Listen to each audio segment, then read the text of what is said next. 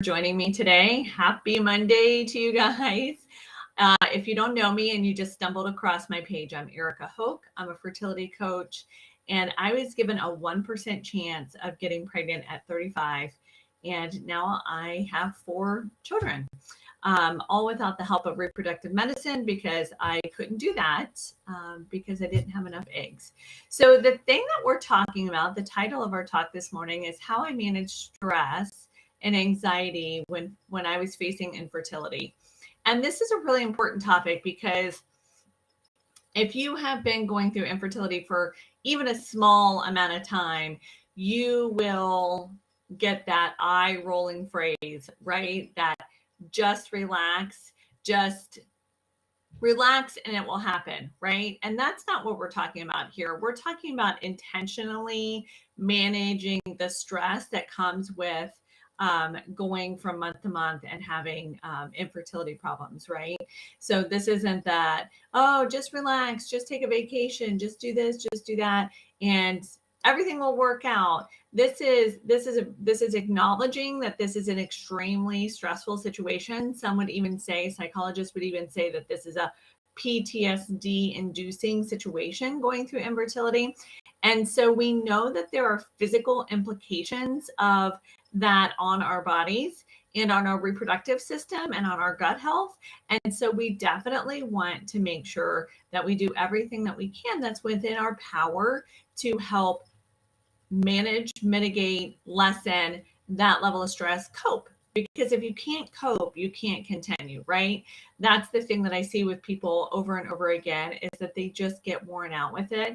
And they could be oh so close to finding the answers that they're looking for, but they just can't go through another cycle. Okay, I'm getting long on time already, so I'm going to keep this short. The thing that I utilized the most when I was going through infertility was essential oils. Now, again, this might be an eye roll moment for you. I'm not trying to sell you oils. I'm 100% sure that you have an aunt, cousin, sister, somebody that sells essential oils. Find a reputable brand that you can source the oils back to the farm. I use Young Living for that reason. Otherwise, it's basically like taking all the benefits of essential oils out. I'm not going to do a deep dive into that, but you wouldn't take a prescription medicine that somebody just mixed up with a mortar and pestle on their kitchen counter, because in order for that to have effectiveness, it has to be treated right? It's the same with essential oils. So they have to be distilled at the right temperature for the right amount of time to have good impact on our bodies and on our stress levels. And you're not going to get that at from Walmart oils or from gas station oils, okay? From junk oils.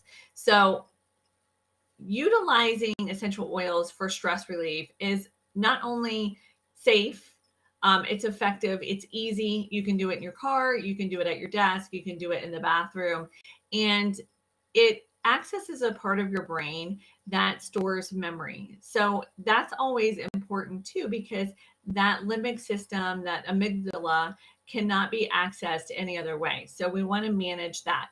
So the second thing that I will tell you that dramatically affects my anxiety, and I'm feeling probably the most normal that I felt in 2 weeks, and I'll tell you why.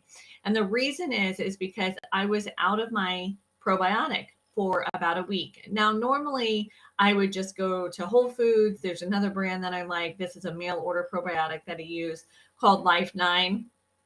I've used a lot of different probiotics. This is the one that I noticed the most